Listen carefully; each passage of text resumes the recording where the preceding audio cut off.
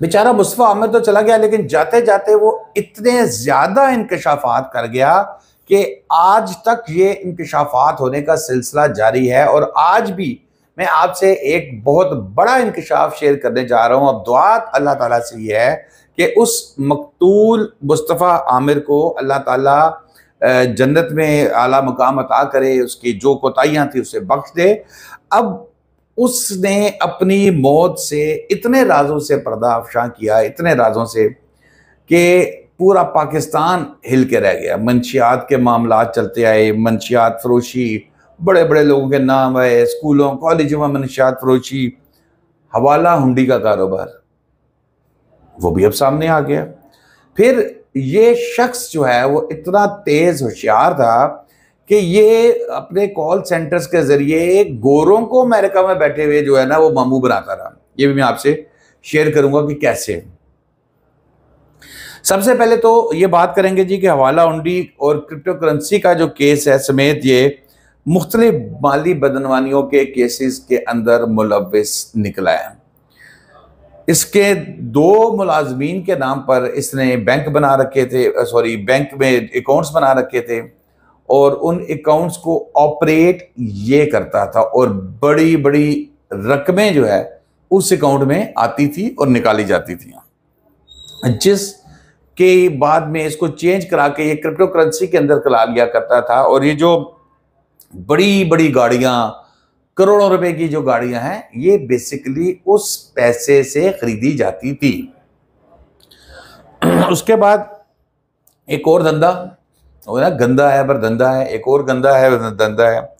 Call centres के जरिए ये गोरों को बेवकूफ बनाता रहा और उनसे लाखों के डॉलर्स लूट लिए। इतना बड़ा ये लुटेरा था।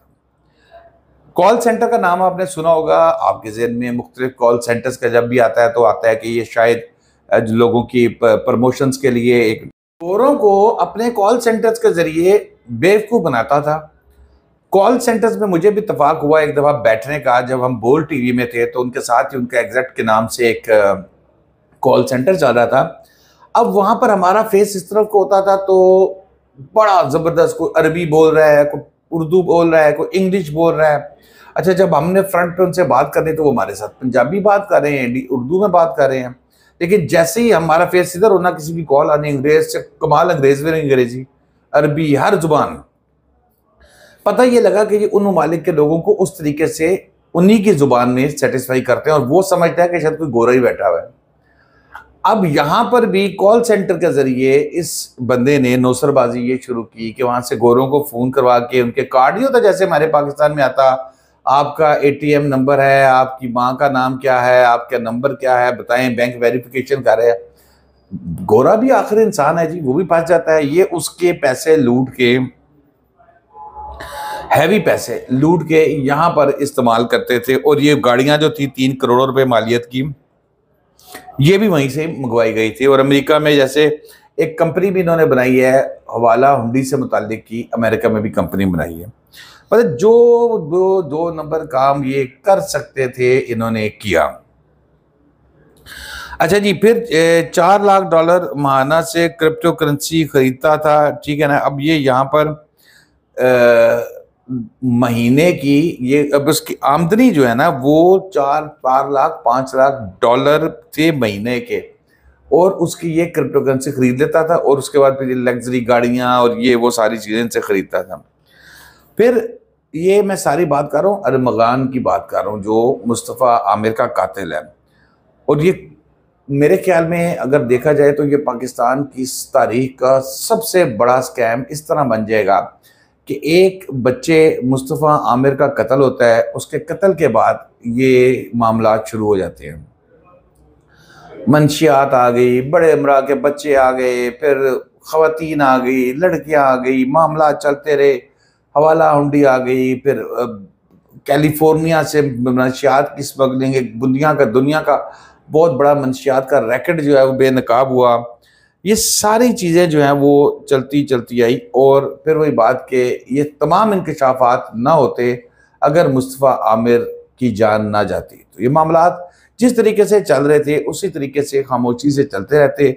मंशियात में और हज़ारों लाखों लोगों के, पाकिस्तानियों के बच्चे इस लानत का शिकार हो जाते, जो अब किसी हद तक रुक जाएंगे, क्योंकि इस माफिया को फिलहाल रुकने के लिए जो इकदाम किए जा रहे हैं वो काफ़ी नहीं है, अभी मजीद के इकदाम की ज़रूरत है। लेकिन बहरहाल कुछ अरसे का एक डक्का, एक थोड़ा सा स्टे वो ज़रूर इस पे लग सकता है। साहिर जो एक मारूफ अदाकार का बेटा भी है, वो भी गिरफ्तार में है। उसने भी बताया है कि 2017 में अरमगान से उसकी मुलाकात हुई थी और एक केस में जेल में था। अब वो भी एक स्टोरी में आपको लंबी वो अलग सुनाऊंगा कि ये बिल्ला टेंशन जो है, ये बिलाल टेंशन, ये कौन था, और इसके बारे में भी तफसीलात जो है मैं आगाह करूंगा। लेकिन जब जेल में किसी को डाला जाता है बेसिकली सुधारने के लिए या सजा देने के लिए, बेहतरी के लिए, लेकिन जेल में और भी इस तरह के लोगों से मुलाकात करके बहुत कम ऐसा होता है कि कोई जेल से निकले तो इंसान बन के निकले, वो ज़्यादा ख़तरनाक बन के निकलता है। तो दोस्तों अब तक के लिए इतना ही। शादाब रियाज को इजाज़त दीजिए। अल्लाह हाफिज़।